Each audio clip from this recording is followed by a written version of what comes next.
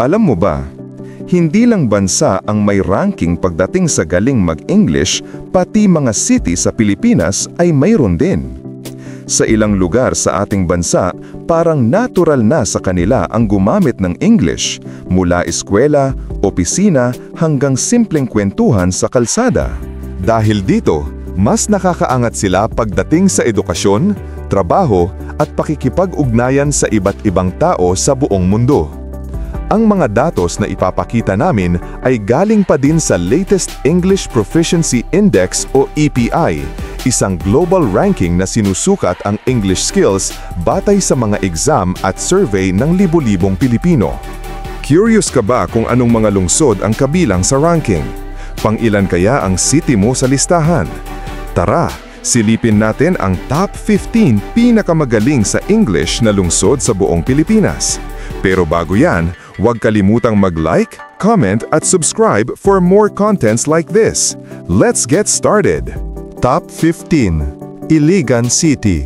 Ang Iligan City ay kilala bilang City of Majestic Waterfalls dahil sa lampas 20 waterfalls na matatagpuan dito tulad ng sikat na Maria Cristina Falls. Bukod sa natural na ganda, ang lungsod na ito sa Northern Mindanao ay tuloy-tuloy din ang pag-unlad sa larangan ng edukasyon at negosyo. Base sa pinakabagong EPI, nakakuha ang Iligan City ng 565 points sa Standard English Test na naglagay sa kanila sa High English Proficiency category. Sa buong Pilipinas, pumwesto sila sa top 15 out of 149 cities. Alam mo ba, dahil kilala rin ng lugar na ito bilang sentro ng edukasyon sa Northern Mindanao, malaking bilang ng mga estudyante at professionals dito ang skilled sa English. Kaya mas madali para sa kanila ang makipag-compete sa global stage. Top 14. Zamboanga City. Ang Zamboanga City ay kilala bilang Asia's Latin City dahil sa kakaibang halo ng kultura, wika at kasaysayan. Bagamat Chabacano at Filipino ang pangunahing ginagamit ng mga tao dito, hindi rin pahuhuli ang lungsod pagdating sa paggamit ng English, lalo na sa mga paaralan at negosyo. Based sa pinakabagong EPI, nakakuha ang Zamboanga City ng 568 points sa Standard English Test na naglagay sa kanila sa High English Proficiency category. Sa buong Pilipinas, pumwesto sila sa top 14 out of 149 cities. Alam mo ba, ang Zamboanga City ay isa sa mga lungsod sa Mindanao na patuloy ang pag-unlad ng ekonomiya at malaking tulong ang mataas na English proficiency dito para makipag-compete sa global opportunities. Top 13. Batangas City. Ang Batangas City ay kilala bilang Industrial Port City of Calabarzon dahil sa malalaking pantalan at lumalagong industriya dito. Bukod sa pagiging sentro ng kalakalan, isa rin itong lungsod na may mataas na antas ng edukasyon at propesyonal na workforce na bihasa sa Ingles. Base sa pinakabagong EPI, nakakuha ang Batangas City ng 572 points sa Standard English Test na naglagay sa kanila sa High English Proficiency category. Sa buong Pilipinas, pumwesto sila sa top 13 out of 149 cities. Alam mo ba? Dahil sa strategic location ng Batangas bilang gateway ng Calabarzon at Southern Luzon, malaking tulong ang mataas na English proficiency ng mga tao dito para makipag-ugnayan sa iba't ibang negosyo at oportunidad mula sa iba't ibang bansa.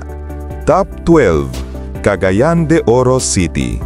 Ang Cagayan de Oro, na kilala bilang City of Golden Friendship, ay sikat dahil sa pagiging hospitable ng mga tao at pagiging sentro ng kalakalan at turismo sa Northern Mindanao. Dahil din sa lumalaking bilang ng universities at BPO companies dito, mas nahahasa ang English proficiency ng mga residente. Base sa pinakabagong EPI, nakakuha ang Cagayan de Oro ng 574 points sa Standard English Test na naglagay sa kanila sa High English Proficiency category. Sa buong Pilipinas, pumwesto sila sa top 12 out of 149 cities. Alam mo ba, ang CDO ay isa rin sa mga fast-rising IT BPO hubs sa Mindanao, kaya malaking advantage ang galing nila sa English para makipag-ugnayan sa international clients at companies. Top 11. Dumaguete City. Ang Dumaguete ay kilala bilang City of Gentle People at sentro ng edukasyon sa Negros Oriental dahil sa mga sikat na universidad gaya ng Silliman University. Dahil dito, maraming estudyante at professionals ang skilled sa English communication. Based sa pinakabagong EPI, nakakuha ang Dumaguete ng 577 points sa Standard English Test na naglagay sa kanila sa High English Proficiency category. Sa buong Pilipinas, pumwesto sila sa top 11 out of 149 cities. Alam mo ba? Bukod sa pagiging university town, kilala rin ang Dumaguete bilang isa sa mga top retirement destinations ng mga foreigners. Kaya malaking tulong ang husay nila sa English sa pakikisalamuha sa iba't ibang tao. Top 10. Calamba City. Ang Calamba sa Laguna ay kilala bilang Resort Capital of the Philippines at birthplace ng pambansang bayani na si Dr. Jose Rizal. Bukod sa kasaysayan at turismo, mabilis ding lumalago ang negosyo at edukasyon dito. Base sa pinakabagong EPI, nakakuha ang Calamba ng 577 points sa Standard English Test na naglagay sa kanila sa High English Proficiency category. Sa buong Pilipinas, pumwesto sila sa top 10 out of 149 cities. Alam mo ba, ang pagiging malapit ng city na ito sa Metro Manila ang nagbigay ng mas maraming oportunidad sa trabaho at negosyo, kaya malaking asset ang mataas na English proficiency ng mga residente. Top 9. General Santos City. Ang General Santos o Gensan ay kilala bilang tuna capital of the Philippines at hometown ng boxing legend na si Manny Pacquiao. Bukod sa agrikultura at pangingisda, mabilis din ang pag-unlad ng BPO industry dito. Based sa pinakabagong EPI, nakakuha ang General Santos ng 581 points sa Standard English Test na naglagay sa kanila sa High English Proficiency category. Sa buong Pilipinas, pumwesto sila sa top 9 out of 149 cities. Alam mo ba? Dahil sa pag-usbong ng call centers at global trade, malaking factor ang English skills ng mga taga-Gensan para sa kanilang economic growth. Top 8. Cebu City. Ang Cebu City, kilala bilang Queen City of the South, ay isa sa mga pangunahing sentro ng kalakalan, edukasyon at turismo sa Visayas. Isa rin itong top destination para sa international students na nag-aaral ng English. Based sa pinakabagong EPI, nakakuha ang Cebu ng 581 points sa Standard English Test na naglagay sa kanila sa High English Proficiency category. Sa buong Pilipinas, pumwesto sila sa top 8 out of 149 cities. Alam mo ba? Ang Cebu ay isang global hub para sa ESL o English as a Second Language schools na dinadayo ng libo-libong foreign students kada taon. Top 7. Davao City. Ang Davao City ay isa sa pinakamalaking lungsod sa Pilipinas. Kilala sila bilang top producer ng durian at tahanan ng Philippine Eagle. Isa rin itong highly urbanized city na tuloy-tuloy ang pag-unlad ng ekonomiya at edukasyon. Base sa pinakabagong EPI, nakakuha ang Davao ng 584 points sa Standard English Test na naglagay sa kanila sa High English Proficiency category.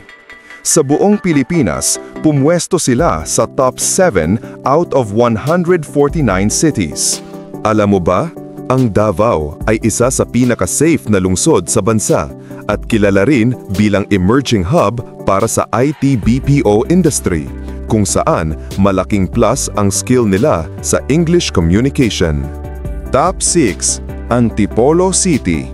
Ang Antipolo ay kilala bilang Pilgrimage Capital of the Philippines at tahanan ng sikat na Antipolo Cathedral. Bukod sa turismo at kultura, mabilis din ang pag-unlad ng kanilang education at business sectors. Based sa pinakabagong EPI, nakakuha ang Antipolo ng 585 points sa Standard English Test na naglagay sa kanila sa High English Proficiency category. Sa buong Pilipinas, pumwesto sila sa top 6 out of 149 cities. Alam mo ba, dahil malapit ito sa Metro Manila, maraming residente ng Antipolo ang nagtatrabaho sa BPO at corporate sector, kaya nahahasa lalo ang kanilang English proficiency. Top 5. San Jose del Monte City. Ang San Jose del Monte o SJDM ay isang fast-growing city sa Bulacan na may malaking populasyon at urban development. Base sa pinakabagong EPI, nakakuha ang San Jose del Monte ng 589 points sa Standard English Test na naglagay sa kanila sa High English Proficiency category. Sa buong Pilipinas, pumwesto sila sa top 5 out of 149 cities. Alam mo ba, ang SJDM ay isa sa pinakamabilis umunlad na lungsod sa Bulacan at malaking tulong ang English proficiency para sa kanilang mga kabataan at professionals bago sumabak sa mga global opportunities. Top 4. Angeles City. Ang Angeles sa Pampanga ay kilala bilang isa sa mga highly urbanized cities sa Central Luzon at tahanan ng Clark Freeport Zone. Based sa pinakabagong EPI, nakakuha ang Angeles ng 591 points sa Standard English Test na naglagay sa kanila sa High English Proficiency category. Sa buong Pilipinas, pumwesto sila sa top 4 out of 149 cities. Alam mo ba, dahil sa Clark International Airport at mga international businesses sa area, mataas ang English proficiency ng mga Kapampangan sa Angeles. Top 3. Dasmariñas City. Ang Dasmariñas sa Cavite ay kilala bilang isa sa mga most populated cities sa bansa at may matatag na sektor ng edukasyon at industriya. Base sa pinakabagong EPI, nakakuha ang Dasmariñas ng 591 points sa Standard English Test na naglagay sa kanila sa High English Proficiency category. Sa buong Pilipinas, pumwesto sila sa top 3 out of 149 cities. Alam mo ba, dahil sa dami ng universities at colleges dito, maraming estudyante at professionals ang nahahasa sa English, isang susi para makapasok sa global workforce. Top 2. Manila City. Ang Manila, capital city ng Pilipinas, ay kilala bilang sentro ng kasaysayan, kultura at edukasyon ng bansa. Based sa pinakabagong EPI, nakakuha ang Manila ng 592 points sa Standard English Test na naglagay sa kanila sa High English Proficiency category. Sa buong Pilipinas, pumwesto sila sa top 2 out of 149 cities. Alam mo ba, bilang kabisera ng bansa, malaking bilang ng mga negosyo, universidad at international institutions ang nasa Maynila, kaya natural lang na mataas ang English proficiency ng mga residente. Top 1. Baguio City. Ang Baguio, kilala bilang Summer Capital of the Philippines, ay tanyag dahil sa malamig na klima, edukasyon at turismo. Isa rin itong top destination para sa international students na nag-aaral ng English. Based sa pinakabagong EPI, nakakuha ang Baguio ng 615 points sa Standard English Test na naglagay sa kanila sa Very High English Proficiency category. Sa buong Pilipinas, pumwesto sila sa top 1 out of 149 cities. Alam mo ba, ang Baguio ay isang kilalang hub para sa ESL o English as a Second Language schools na dinadayo ng mga estudyante mula sa iba't ibang panig ng mundo. Kaya naman, hindi nakakapagtaka na sila ang number 1 sa bansa. At ayan na nga, ang top 15 pinakamagaling sa English na lungsod sa buong Pilipinas. Makikita natin na iba-iba ang level ng English proficiency sa bawat lungsod. May ilan na nagsisimula pa lang umangat at meron ding consistent na magaling pagdating sa paggamit ng English, lalo na sa edukasyon at trabaho. Isang bagay lang ang sigurado, habang patuloy na umuunlad ang mga lungsod sa bansa, mas dumarami ring Pilipino ang nagiging skilled sa English na nagsisilbing susi para makipagsabayan sa global opportunities. Pero syempre, huwag nating kalimutang mahalin at pahalagahan ang sarili nating wika, ang Filipino.